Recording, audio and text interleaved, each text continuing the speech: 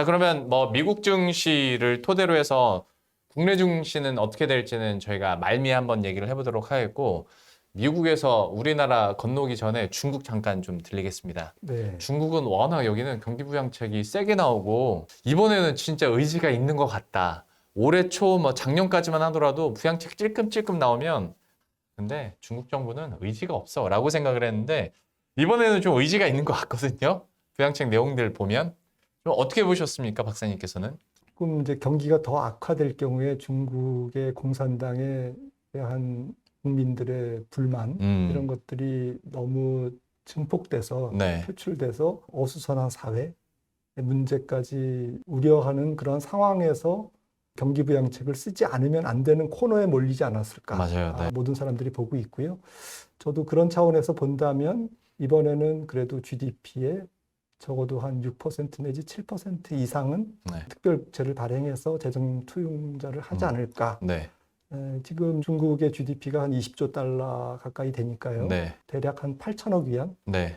1조 2천억 달러 정도는 퍼부어야 네. 효과가 나는데 문제는 지금 중국이 경기 부양책이 고육지책이거든요. 네. 중국 지도부라고 해서 부동산을 살리는 정책을 펼쳤을 때 그 효과가 반감되고 네. 그것이 소비로 연결되고 재정 승수를 통해서 경기가 선순환되는 맛이 떨어진다는 것을 모르겠습니까? 작년에 그럴 줄 알았다가 지금 이렇게 피본 거잖아요. 예. 그 지도부가 그걸 알면서도 할 수밖에 없는 거는 지금 소비를 부양하지 않으면 안 되는 상황에 대내적으로 몰려 있다. 첫 번째는 부동산 가격이 너무 떨어지니까 집값이 떨어지니까 거기에서 이제 소비가 거의 녹아내린 거고요. 네. 두 번째는 지금 미국이 중국을 계속 때리는 정책을 펼치고 또 만약에 트럼프가 내년에 대통령이 되면 관세를 올릴 가능성이 높기 때문에 중국 정부 입장에서는 경기에 쌍두마차 중에서 수출이 죽는 거잖아요. 네. 내수를 더 부양해야 되는 그런 카드를 지금부터 분부를 떼야만 된다라는 거죠. 또 해리스가 당선돼도 뭐 나름대로 또 민주당은 비슷하게 또 정책을 펼치기 때문에 네. 중국은 좀 중장기적으로 내수를 부양해야 되는 그런 정책이 필요하다는 거죠. 이 두 가지 측면에서 네. 저는 뭐 적어도 GDP의 10%라는 것은 사실은 2009년 금융위기 직후에 그때 중국의 GDP가 10조 달러 정도, 지금의 한 절반 정도 됐었는데 영국 네. GDP가 그때는 중국 경제가 가벼웠기 때문에 좀 부동산에 좀 썩은 매물도 없었고 또 구경제 쪽에 공급 과잉도 약한 그런 상태였기 때문에 GDP의 한 7, 8%를 재정 투용자를 쏟아 부으면서 한 6%포인트 정도는 GDP를 업시켰던 거죠. 네. 그런데 제가 볼 때는 지금은 똑같은 돈을 GDP 대비 투입하더라도 아마도 한 효과는 절반 정도밖에 되지 않을까. 네. 그래서 이제 지난 9월 24일부터 이제 좀 계속 순서대로 발표를 하고 있는 거죠. 점점 중국 내 연구 기관에서도 필요로 하는 어떤 재정 양이 좀 늘어나더라고요. 지금 네. 한 GDP의 10%는 있어야 좀 뭐가 되지 않겠냐라는 의견까지 그래서 나온다던데. 근데 중국에 대해서는 세 갈래로 좀 나눠서 여쭤보고 싶은 게 첫 번째가 부동산, 두 번째가 증시, 세 번째가 소비인데 네. 부동산부터 하자면 부동산은 이제 바닥 찍었다고 봐도 되겠습니까? 어떻게 평가하세요? 데드캣 바운스겠죠. 아, 근본적으로 겁니까? 네. 개선되기는 어렵다고 봅니다. 네. 중국 정부도 아마 그것까지 생각을 하지는 못할 거고요. 적어도 좀 불만을 좀 잠재우고 전체적으로 조금 시장이 돌아가게끔만 하는 조금 질서 있는 회복을 위한 그런 마중물 정도의 정책으로 생각을 하고 있고요. 박사님, 근데 그러니까 이게 저희 촬영일 기준으로 어제 나왔던 건데 중국 정부가 그 자금 남겼고 있는 건설업체한테 연내만 340조 추가로 지원하겠다. 그러니까 다 합하면 한 760조 되더라고요. 네. 이렇게 했는데도 못 끌고 가고 그냥 데드캣 바운스 정도입니까? 제가 너무 과소평가하나요? 지금 여러 가지 창의적인 정책들이 많이 나왔습니다. 안 팔린 집 같은 경우에는 뭐 지방정부가 임대주택으로 전환한다든지, 네네. 유휴 토지 같은 경우에는 중앙은행이 매입한다든지 맞아요. 직접 네. 일종의 QE죠. 네, 그렇죠. 그 QE를 부동산 한다든지, QE죠. 부동산 QE를 한다든지, 뭐 해서 전방위적인 지금 말씀하신 네. 것까지 포함해서 직접 뭐 돈을 쏴준다든지 지금 네. 부동산 개발업자들한테. 이런 조치들이 이제 총체적으로 이루어지지만 단순한 문제가 아닐 것 같아요. 부동산 개발업체들의 문제만 해도 대출하고 회사채 발행 만기가 내년 후년까지 계속 큰 규모로 도래합니다. 그 큰 규모로 도래야 하는데 그거를 다 살리고 갈 수 있느냐. 중국 정부는 그렇게 되다 보면 거기에 완전히 국가 자원을 다 쏟아부어야 되거든요. 지금 중국이 당면한 과제는 그것보다는 첨단 산업에 계속 정부가 앞장서서 이끌어가면서 미국의 어쨌든 그 첨단 산업 쪽에서의 경쟁과 부동산 쪽은 말로는 지금 뭐 빚내서 집 사라 그리고 이제는 괜찮다 뭐 이렇게 하지만 제 생각에는 그 효과도 그 재원도 제한적일 뿐만 아니라 네. 중국 정부가 그렇게 할 가능성이 저는 낮다고 봅니다. 왜냐하면 그거는 죽으러 가는 거거든요. 잃어버린 10년을 만들자고 작정을 한다면 그렇게 할 수도 있어요. 그 이상, 그 이하도 아니거든요. 그냥 뭐 집 가진 사람들이 약간 기분 좋아가지고 소비하는 그런 정도밖에 안 되기 때문에 저는 중국 정부가 스마트하다고 생각을 해서 균형 있는 정책을 펼칠 거라고 생각을 하고 있고요. 네. 뭐 지금 일설에는 뭐 1억 채 빈집이 네. 근데 세어본 사람은 없습니다. 1억 채인지 1억 3천만 채인지는 그건 아무도 모르거든요. 그리고 지방정부가 지급보증한 특수목적법인 페이퍼 컴퍼니의 회사채도 그림자 금융입니다. 네. 그것도 정확한 규모를 아무도 몰라요. 도덕이 알 수 없죠. 네. 네. 공식 통계도 없고요. 그림자 금융이 많기 때문에 이런 부분에서 그 우리가 생각하는 것보다는 간단하지가 않다. 또 부동산 개발업체들이 과거와는 달리 문어발식으로 기업들을 많이 소유하고 있기 때문에 네. 부동산 경기를 다 살리려면 이 부동산 개발업체들을 다 살려줘야 돼. 그러면 천문학적인 돈이 계속 들어가야 되는데 그걸 하겠냐라는 거죠. 그렇죠. 예. 제가 아는 분은 그래서 부동산 그렇게 살리려면 진짜 중국 GDP만큼 투자를 해야 살아날 거라고 얘기는 하더라고요. 그러니까 저도 완전히 이해하고 여기는 쉽지 않겠다라는 생각이 드는데 또 한편으로는 야, 여기를 이렇게 못 살리는데 중국 GDP 진짜 5자를 찍을 수가 있을까라는 좀 갸우뚱함도 좀 있긴 합니다. 이번에 나온 경기부양책 보면 제가 뭐 너무 단순화시킨지는 모르겠습니다만 증시에서만큼은 야, 기업들한테 돈 빌려줄 테니까 써. 근데 그거 증시 안에서만 써. 그러니까 완전 유동성을 제공하면서 가뒀단 말이죠. 효과는 확실하지 않을까라는 생각을 그래서 좀 해보긴 하는데 중국 증시에 대한 방향성은 어떻게 보십니까? 저는 바닥에서부터 한 50%는 오르지 않을까 싶어요.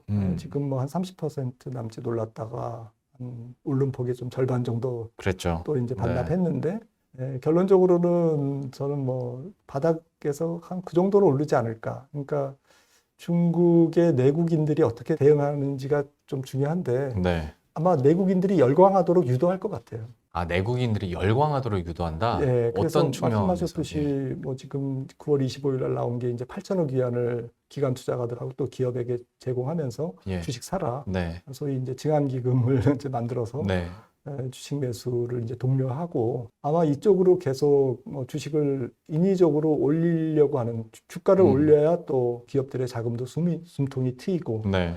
그리고 소비 심리도 좀 개선되고 그렇죠. 이제 이런 부분이 있기 때문에 적어도 GDP에 한 7, 8% 투자했는데 바닥에서 50%도 못 오른다? 이러면 그거는 실패한 정책이 되고 마는 거고 이거는 역으로 GDP도 5% 달성이 좀 어려울 정도로 우리가 모르는 그러니까 돈을 푸는 족족 주식 사라고 줬는데 장롱으로 들어간다든지 이런 식으로 이제 정말 심각하다는 거죠 구조적으로. 네.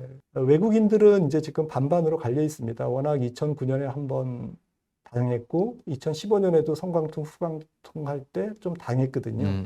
그러니까 상승폭을 다 반납했습니다. 네.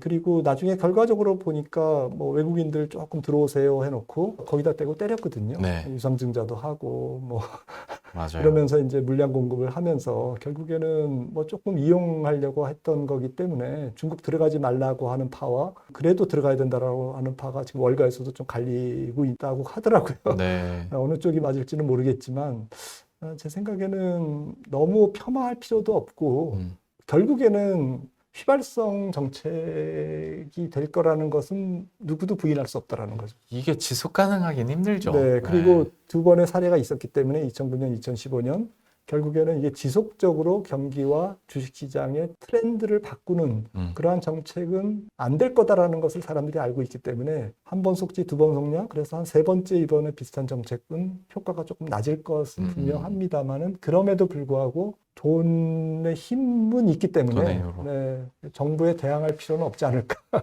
네, 그런 정도로 생각하고 있습니다. 그럼 결과적으로 중국 소비는 좀 턴어라운드 할까요?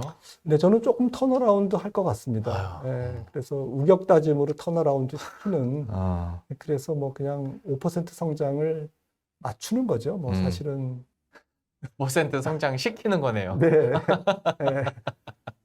중국에 대해서는 이건 뉴스가 정말 많이 나오거든요. 네. 네, 어떻게 될지 그리고 소비 심리가 반응을 해줄지까지 한번 지켜보도록 하겠습니다. 중국도 잠깐 그래서 한번 여쭤봤고요. 마지막 나라인데 이 나라 얘기하려면 글쎄요 박사님이랑 막걸리 한 잔이라도 떠놓고 얘기를 해야 될 정도로 대한민국입니다. 여기는 어찌합니까? 아, 참. 안 그래도 너무나 힘든 국장이란 거 알고 있지만서도 갈수록 더 느낍니다. 어떻게 해야겠습니까, 여기는? 이대로 가면 잃어버린 10년 유력하죠.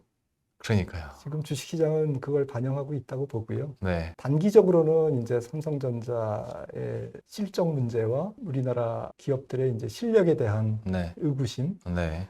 그리고 수급적으로는 이제 돈이 다 빠져나갔잖아요. 네. 국민연금이 국내 주식 안 사주고 기관 투자가들은 이제 자금이 별로 없고 돈이 안 들어오니까 그리고 개인들은 다 이제 집 나갔고 네. 그러다 보니까 이제 빈 집에서 외국인들이 계속 파니까 속수무책으로 빠지는 단기적으로는 약간 수급적인 요인인 것 같고요.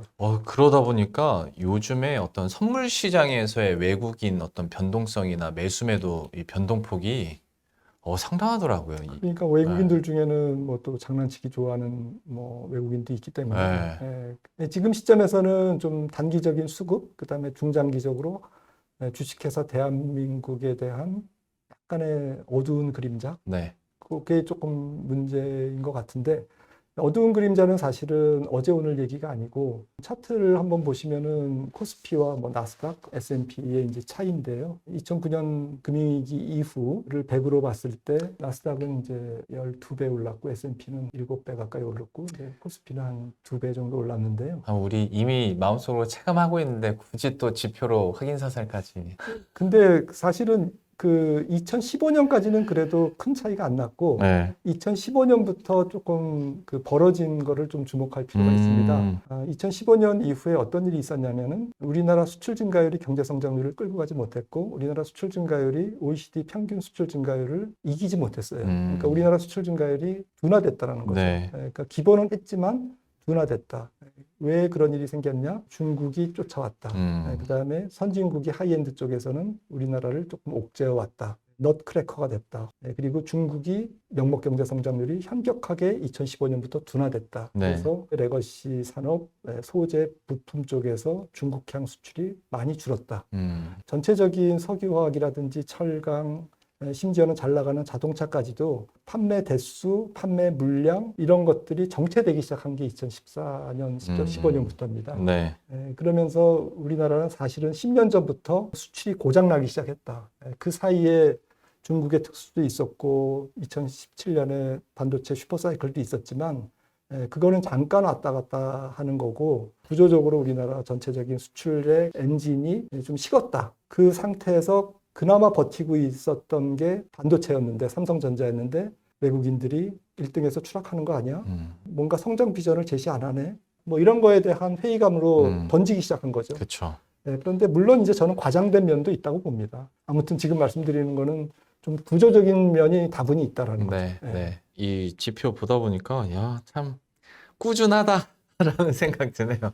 한숨이 저절로 나오죠. 그러게요. 사실. 어쩌다 이렇게 됐을까라고 여쭤볼까라고 생각했다가 그러려면 한 1시간 정도 이제 한탄과 그렇죠. 언제까지 거슬러 올라가야 되나 싶어서 어쨌거나 국장 참여자분들이 여전히 이 영상을 보는 대다수일 테니까 투자 아이디어 및 지혜, 제언 좀 부탁드릴게요. 전체적으로는 자산 배분을 해외 증시랑 국내 증시랑 조금 균등 배분하는 전략은 좀 좋을 것 같고요. 근데 한국 시장 중에서는 그러면 뭘 투자해야 되느냐라고 투자라는 부분에서는 좀 장기 투자보다는 한 2, 3년으로 끊어서 투자하는 게 맞다라고 저는 한국 증시는 경기 순환적인 입장에서 접근해야 된다라는 거고요. 네. 반도체를 포함해서 밸류업이 중요해질 것 같아요. 정부가 추진하는 것은 정말 너무 더딘 그 정책인 것 같고요. 네. 가속 페달을 좀 밟아야죠. 네. 우리나라가 조금 잘할 수 있는 산업은 저는 바이오 같아요. 네, 그래서, 바이오. 네, 그래서 뭐 좀 바이오 전문가는 아니지만 일단 뭐 인적 자원이 좋고 계속 이제 이런 것들이 좀 글로벌 시장에서 어필하는 기업들이 좀 생기지 않을까 그렇게 기대해 봅니다. 근데 바이오는 바이오 투자하기가 헬스케어. 쉽지가 않잖아요. 근데 바이오 헬스케어라든지 아니면 뭐 ETF도 있으니까 네네. 좀 고령화 시대에 저는 뭐 전 세계적으로 각광을 더 그쵸, 시간이 맞아요. 지날수록 받을 것 같고요. 네. 몇 년 후에는 바이오 쪽이 우리나라 수출 상위 업종으로 완전히 등극하지 않을까라고 저는 생각을 합니다. 아, 제발 좀 그렇게 됐으면 좋겠습니다. 네. 아, 그렇게라도 좀 끌고 갔으면 하는 네. 마음인데 지금으로서는 딱히 막 그렇게 큰 탈출구가 안 보이다 보니 이제 밸류업도 당연히 얘기를 해주신 네. 것 같고 스스로가 알아서 지금 잘하고 있는 기업들은 분명히 있으니까요. 네. 예, 그 기업들을 좀 장기적인 관점에서도 보면 좋지 않을까라는 생각을 하는데 박사님도 좀 자산 배분하면서 해외 투자해야 되지 않을까 얘기를 해주셨으니까 아유, 한국 증시 쉽지 않습니다. 여러분들도 최대한 좀 배분을 하면서 좀 포트폴리오를 꾸려 가시는 게 여러분들의 자산과 정신 건강에도 좋지 않을까라는 생각으로 좀 아쉽지만 이 정도에서 마무리 짓도록 네. 하겠고 나중에 언제 한탄미다 하소연만 하는 시간을 한번 마련해 보도록 하겠습니다. 어쩌다가 우리나라가 여기까지 됐나 한번 싹 훑어주십시오. 그러면 박사님과는 여기서 인사드리도록 하겠습니다. 김원진 박사와 함께했습니다. 고맙습니다. 네, 감사합니다.